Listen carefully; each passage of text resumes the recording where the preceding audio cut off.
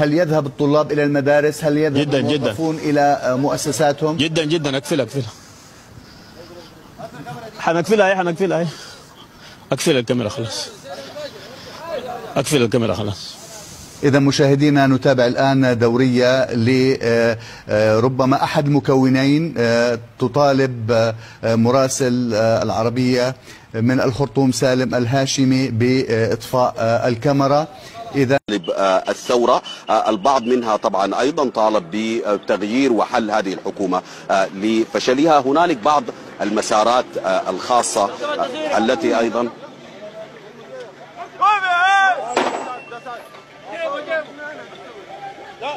يبدو أننا الآن محاطون بقوات أمنية.